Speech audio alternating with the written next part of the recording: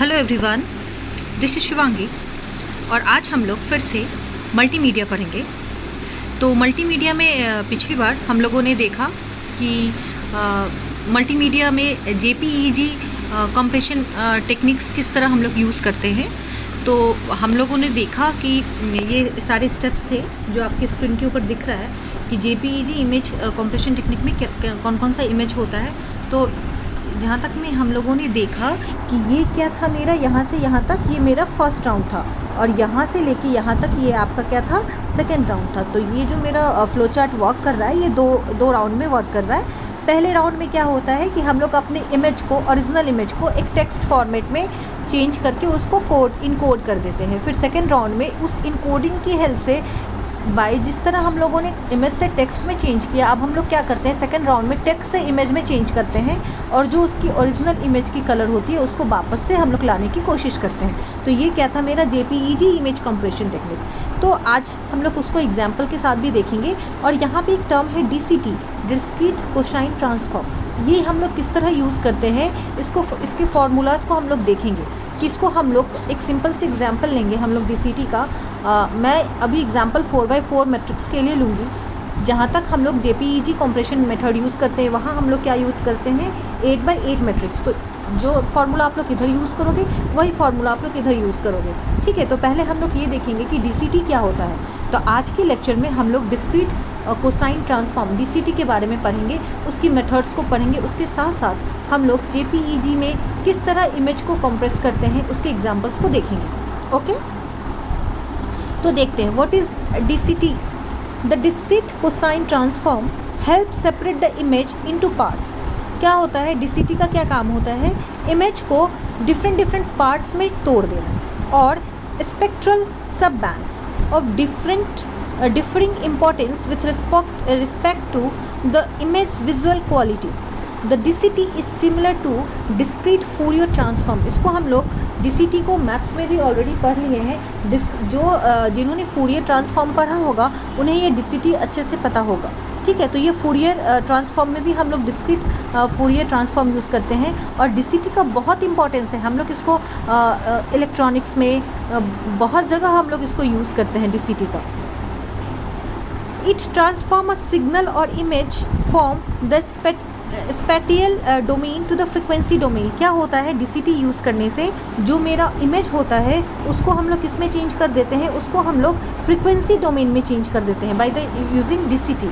जो मेरा original image होता है उसको हम लोग पिक्सल्स में डिवाइड करके जब डीसीटी अप्लाई करते हैं तो इस इमेज को हम लोग किस में चेंज कर देते हैं, फ्रीक्वेंसी डोमेन में चेंज कर देते हैं। क्लियर। तो डीसीटी का क्या काम होता है, ये इमेज को सेपरेट करने में, डिफरेंट पार्ट्स में तोड़ने में हेल्पफुल होता है। इसका हम लोग डिस्क्रीट फूरियर ट्रांसफॉर्म में भी इसका हम लोग एक बार यूज़ देख चुके हैं।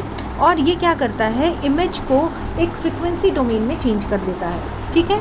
यहाँ पे मैंने एक एग्जांपल लिया है, आप लोग इसको एकदम अच्छे से देखेंगे किस तरह वो मैथमेटिकल फॉर्म में तोड़ता है। तो देखिए, द फॉर्मूला फॉर डीसीटी के लिए फॉर्मूला क्या है, आप लोग इसको अच्छे से देखिए। FU√2 WU/√n sigma x equals to 0 to n-1 fx। ये जो आपको दिख रहा है ये इनपुट स्ट्रीम है, ये क्या है, मेरा इनपुट स्ट्रीम, ठीक है। और ये cos 2x + 1/2n u पाई। ओके, ये मेरा फॉर्मूला है। आप यहाँ देखिए u का वैल्यू क्या क्या होगा, 0 से लेके 1 to n-1 तक, ठीक है। तो अगर मैं 4 के लिए ले रही हूँ तो ये, अगर मैं n इक्वल्स टू 4 ले रही हूँ तो u मेरा क्या क्या होगा, 0 1 2 3। क्लियर, समझ पा रहे हैं, ये चीज़ें आप लोग का क्लियर हो गया होगा। और आप लोग ये देखिए, ये W2 जो है, WU जो है, WU का क्या वैल्यू होगा, अगर u का वैल्यू 0 होगा तो ये 1/√2 रखेगा, अगर u 0 नहीं होगा तो इसका वैल्यू 1 होगा। तो इसको हम लोग हर कैलकुलेशन में ध्यान रखना है कि u का वैल्यू क्या है। अब देखिए, जैसे ही हम लोग u 1 2 3 के लिए यूज़ कर रहे हैं तो यहाँ पे FU का क्या क्या हम लोग फाइंड करेंगे, F0 F1 F2 F3, ठीक है। इसको हम लोग को ध्यान रखना है। ये FX मेरा क्या है, इनपुट स्ट्रीम है। क्लियर, ये मेरा क्या था, यहाँ तक हम लोगों ने देखा डीसीटी का फॉर्मूला, किस तरह डीसीटी वर्क करता है, ठीक है। अब हम लोग देखेंगे ये चारों FU F1 F2 F3। अगर आप लोग अभी समझ पा रहे होंगे तो देखिए, आप मैंने बोला 4x4 मैट्रिक्स के लिए मैं इसको यूज़ करूँगी। आप लोग देखिए, बाय यूजिंग जब हम लोग F0 यूज़ करेंगे तो हम लोग को 4 वैल्यू मिलेगा, F1 बनाएंगे तो हम लोग को 4 वैल्यू मिलेगा, F2 बनाएंगे तो हम लोग को 4 वैल्यू मिलेगा, F3 जब सॉल्व करेंगे तो हम लोग को 4 वैल्यू मिलेगा। ठीक है, इस चारों वैल्यू को हम लोग क्या करेंगे, मैट्रिक्स में प्लेस्ड कर देंगे। इससे क्या होगा, DCT का जब भी हम लोगों का आउटपुट आएगा वो क्या आएगा, एक मैट्रिक्स फॉर्म आएगा। क्लियर, समझ पा रहे हैं? क्लियर। तो देखिए F0 जो है, F0 आप लोग यहाँ देखिए, F0 कैसे फाइंड होगा, देखिए √2, आप लोग इसको अच्छे से देखिएगा, अपने नोटबुक पे एक बार करके देखिएगा। √2 ये जो आपको n दिख रहा है तो हम लोगों ने लिख दिया, n का वैल्यू क्या था 4, तो बाई √4। WU, अब WU का वैल्यू क्या है, जब हम लोग F0 के लिए यूज़ कर रहे हैं तो WU क्या हो गया, WU का वैल्यू 0, तो हम लोग क्या करेंगे यहाँ पे 1/√2, तो यहाँ पे √2 कैंसिल, 1/2 हो गया। समझ पा रहे? अब देखिए सिग्मा x = 0 to n-1 3, ठीक है।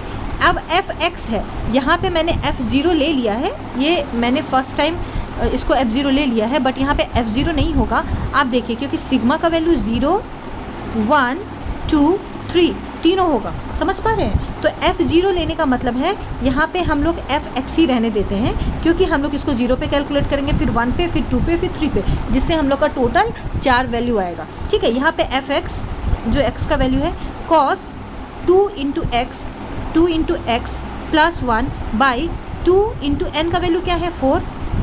समझ पा रहे? u का वैल्यू क्या हो गया, यहाँ पे देखिए u का वैल्यू क्या है 0, u का वैल्यू 0 एंड पाई। ठीक है, क्लियर। किसी भी लाइन में कहीं भी कोई प्रॉब्लम हो आप लोग पूछेंगे। समझ पा रहे? हो गया।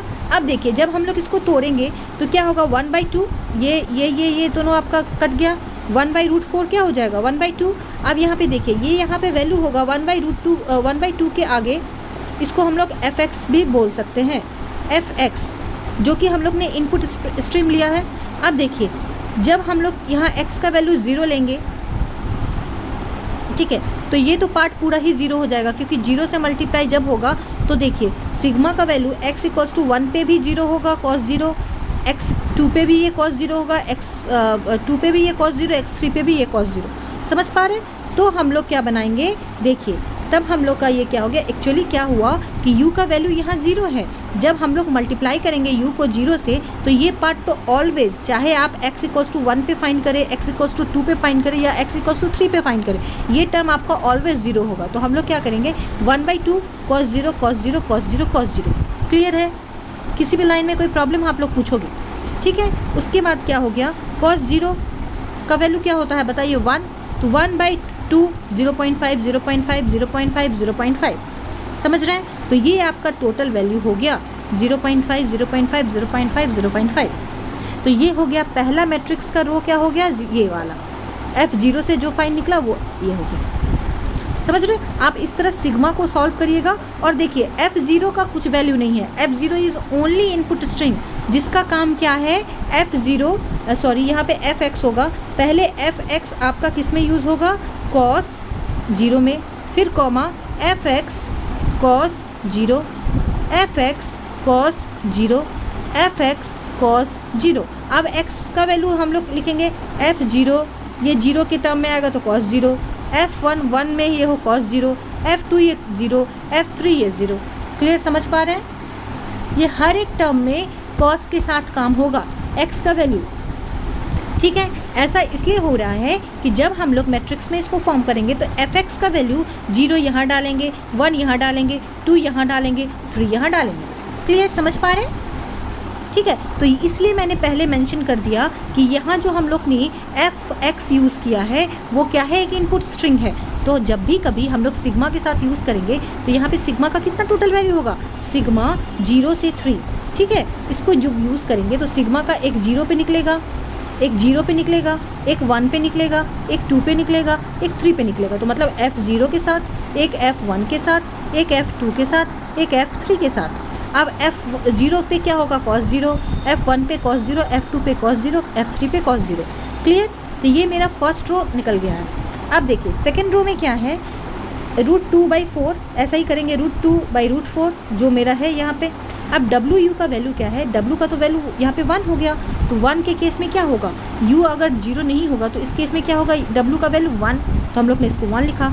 सिग्मा x इक्वल्स टू 0.3, यहाँ पे फिर मेरे से थोड़ा मिस टाइप हो गया। एक्चुअली क्या होगा, ये यहाँ पे अभी आप F1 नहीं लिखोगे, यहाँ पे ये Fx ही रहेगा। ये जैसे मैंने F0 यहाँ लिख दिया, यहाँ पे ये Fx ही रहेगा, ठीक है। फिर ये देखिए कॉस का इतना पार्ट, समझ रहे हैं, 2x + 1। देखिए जब cos 2x + 1 को हम लोग सॉल्व करेंगे तो निकलेगा, इस पार्ट को जब हम लोग सॉल्व करेंगे तो निकलेगा cos π/8, cos 3π/8, cos 5π/8, cos 7π/8। समझ रहे हैं। जब इस पार्ट को हम लोग सॉल्व करेंगे, देखिएगा आप लोग अपनी कैलकुलेटर से एक बार यूज़ करके देखिएगा तो आपका वैल्यू आएगा 0.65। जब हम लोग cos π/8 और ये √2 से भी मल्टीप्लाई करना है, इसको मतलब भूल जाइएगा। √2 का वैल्यू cos π/8 से √2 करेंगे तो इंटू तो 0.65, फिर cos 3π/8 से √2 जब करेंगे तो 0.27। इसी तरह ये 4 वैल्यू आ जाएगा F1 पे, ठीक है। आप लोग अपने नोटबुक पे एक बार करके देखिएगा, जिससे भी जहाँ भी जिस स्टेटमेंट में प्रॉब्लम होगा आप लोग उसी वक्त मुझसे पूछिएगा। क्लियर। अब देखिए उसी तरह हम लोग ने F2 का वैल्यू फाइंड किया, F2 का वैल्यू इसी तरह फाइंड किए। यहाँ पे देखिए Fx मैंने लिखा है, Fx इस तरह लिखिएगा, फिर cos 2π, cos 6π इस तरह हम लोग बना लेंगे।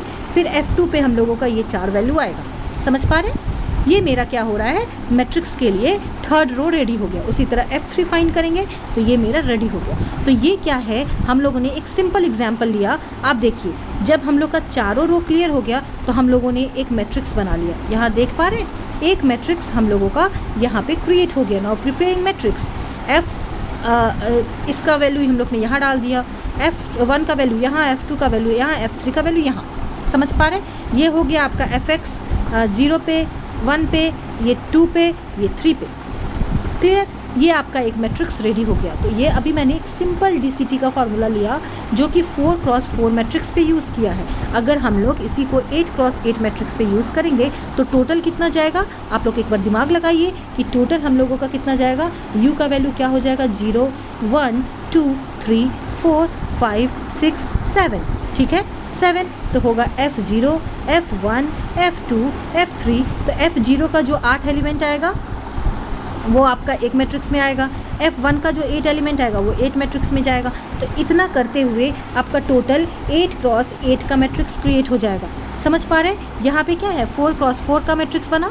यहाँ पे आपका क्या बना है, देखिए 4x4 का। अगर हम लोग वहाँ पे जब JPEG इमेज लेंगे वहाँ पे क्या बनेगा, 8x8 का मैट्रिक्स यूज़ होगा और फॉर्मूला आपका यही रहेगा।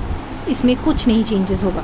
बस इतना ध्यान रखना है कि कहाँ पे चेंज हो जाएगा। देखिए जब हम लोग n का वैल्यू यहाँ पे 4 लिए हैं तो यहाँ पे 4 हो रहा है। जब हम लोग n का वैल्यू 8 लेंगे तो ये क्या होगा, 2 × 8 मतलब नीचे में क्या जाएगा, 16। इतना हम लोग को ध्यान रखना है, ये 16 हो जाएगा। समझ रहे हैं। क्लियर, कोई दिक्कत नहीं। चलिए अब देखते हैं, अगर आप लोगों को मैं अभी भी बोल रही हूँ नोटबुक पे बनाते वक्त, न्यूमेरिकल्स बनाते वक्त कोई दिक्कत हो तो आप लोग पूछेंगे। तो ये मेरा DCT था, discrete cosine transform. I hope आप लोग को कोई प्रॉब्लम नहीं हुई होगी। अगर आप लोग को ग्राफिक्स में DCT भी पूछे तो आप लोग अच्छे से एक्सप्लेन कर पाओगे, ठीक है। अब देखिए हम लोगों ने देखा कि जब DCT अप्लाई करते हैं तो DCT अप्लाई करने के बाद वी अप्लाई DCT। सबसे पहला क्या होता है हम लोगों का, we apply DCT, discrete cosine transform in each block.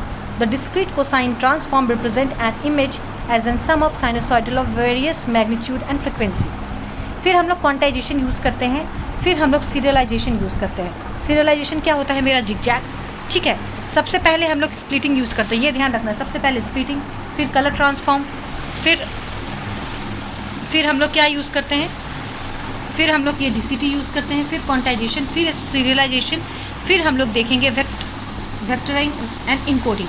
अब हम लोग को इतना देखना है कि जैसे मैंने बताया कि जब भी हम लोग जिगजैग कैसे करते हैं ये भी हम लोग को देखना है।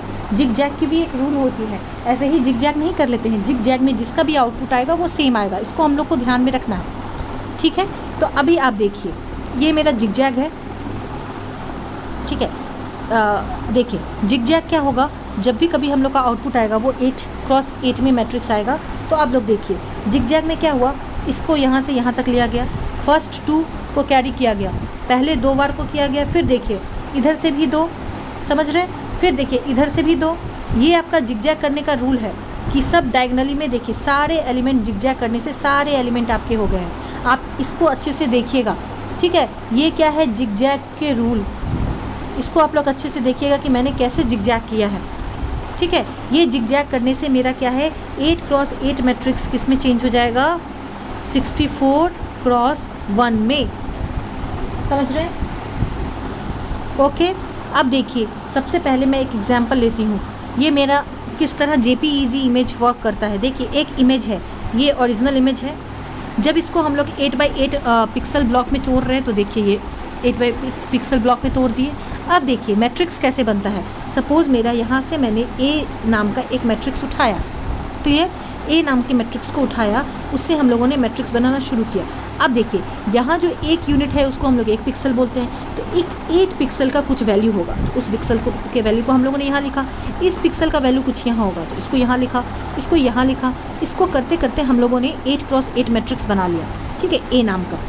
ठीक है, उसका रेंज क्या होगा, 0 से 255। समझ रहे हैं, 0 से 255, क्योंकि हाई फ्रीक्वेंसी का होगा। अब हम लोग जब कलर ट्रांसफॉर्म करेंगे तो इसका रेंज हम लोग को -128 टू -127 बनाना होगा। ठीक है, तो हम लोग इसके लिए क्या करेंगे, ये जो सारा एलिमेंट मेरा आया है 8x8 का, सारे में से -128 माइनस कर देंगे। समझ रहे हैं, मतलब सपोज़ कि यहाँ पे मेरा जो वैल्यू आया है सपोज़ 76 है, सपोज़ यहाँ पे जो वैल्यू है वो सपोज़ 76 है, तो क्या करेंगे, इससे हम लोग -128 कर देंगे। जो वैल्यू आएगा इससे हम लोग का एक नया मैट्रिक्स रेडी होगा। समझ रहे, अभी तक मैंने DCT अप्लाई नहीं किया है। आप लोग देखिए, पहले का क्या है, लिमिट 0 से 255 तक आएगा।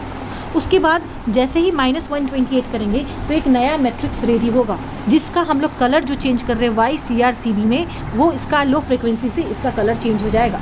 सपोज़ ये मैट्रिक्स का नाम A था, तो इस मैट्रिक्स का नाम हम लोग B रख दिए। समझ पा रहे हैं, B जो मैट्रिक्स होगा वो क्या होगा, A के वैल्यू में से -128 कर देंगे सारे एलिमेंट में। इससे क्या है, फिर से मेरा 8x8 का एक मैट्रिक्स रेडी हो जाएगा। समझ रहे हैं, कोई दिक्कत नहीं।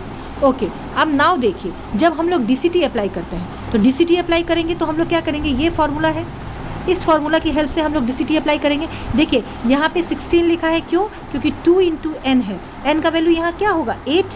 समझ रहे हैं, तो 8 2 × 8 क्या हो जाएगा, 16। समझ रहे हैं, तो यहाँ पे हम लोग का 2n होना चाहिए, ये डायरेक्टली 16 लिखा है। तो यहाँ पे हम लोगों ने DCT का फार्मूला यूज़ किया। अब DCT का फार्मूला यूज़ करके हम लोग को एक नया मैट्रिक्स मिला, जिसका नाम सपोज़ करिए Q रख दिए। समझे, Q रख दिए। एक हम लोग के पास एक नया मैट्रिक्स था जो माइनस करके आए, उसका मैट्रिक्स का नाम था F। अब इससे हम लोग का एक नया मैट्रिक्स मिला, वो हो गया Q। क्लियर। अब हम लोग को एक नया मैट्रिक्स बनाएंगे जिसका नाम है ये। वो नया मैट्रिक्स क्या होगा, राउंड ऑफ, राउंड करेंगे, राउंड वैल्यू ये बाय ये। समझ रहे हैं, दिस बाय दिस, मतलब इसका जो वैल्यू होगा, सपोज़ कि इसका वैल्यू -47 था, इसका वैल्यू मैं सपोज़ करिए -10 था, तो क्या करेंगे, -47 बाय -10, इसका एक राउंड वैल्यू आएगा। राउंड वैल्यू सपोज़ करिए, राउंड वैल्यू क्या होता है, जैसे अगर 4.78 होगा तो इसका वैल्यू हम लोग क्या ले लेंगे, 4.7, इसको ले लेंगे 5, ये इसका राउंड वैल्यू हो गया। तो ये जो इस तरह हम लोग हर एक एलिमेंट पे यूज़ करेंगे तो वो एलिमेंट भी हम लोगों का क्या होगा, एक 8x8 देगा। आप लोगों को दिख रहा है, ये जो स्टैंडर्ड फार्मूला यूज़ करेंगे, इससे हम लोगों का ये मैट्रिक्स रेडी हो जाएगा। ठीक है, जब ये मैट्रिक्स रेडी हो जाएगा हम लोगों का, उसके बाद हम लोग जिगजैग यूज़ करेंगे। जिगजैग देखिए, ये जिगजैग यूज़ किया हम लोगों ने, फिर 8x8 मैट्रिक्स पे जिगजैग यूज़ किया। जिगजैग यूज़ करने के बाद देखिए इंड प्रोडक्ट जो होगा वो मेरा कैसा होगा, 64x1 का मैट्रिक्स आ जाएगा। मतलब इस एलिमेंट को हम लोग यहाँ प्लेस्ट करेंगे, सेकेंड एलिमेंट को हम लोग यहाँ प्लेस्ट करेंगे, फिर उसके बाद देखिए ये एलिमेंट लिए, उसको हम लोग यहाँ प्लेस्ट करेंगे, फिर इसको लिए तो उसको यहाँ प्लेस्ट करेंगे, फिर हम लोग ऊपर गए, इसको लिए हम लोग यहाँ प्लेस्ट करेंगे, इसको हम लोग यहाँ प्लेस्ट करेंगे। सारे 8x8 मैट्रिक्स को हम लोग 64x1 मैट्रिक्स बना देंगे वर्टिकल में। अब हम लोग क्या करेंगे, इसको हॉराइजेंटली ऐसा प्लॉट कर देंगे, मतलब इसको हम लोग इस तरह प्लॉट कर देंगे। तो ये 64x1 था, अब हो जाएगा 1x64। दिख रहा है, ये हम लोग का इन प्रोडक्ट होगा। जब हम लोग पूरा यूज़ कर लेंगे, क्वांटाइजेशन, सीरियलाइजेशन जब सब यूज़ कर लेंगे तो हम लोग का ये प्रोडक्ट होगा। अब हम लोग क्या करेंगे, ऐसे प्रोडक्ट पे हम लोग इनकोडिंग करना शुरू करेंगे। Encoding, clear. इनकोडिंग कैसे करेंगे, हफमैन से। या फिर रन लेंथ से इनकोड कर देंगे, फिर हम अपने डेटा को कंप्रेस कर देंगे। ठीक है, क्लियर?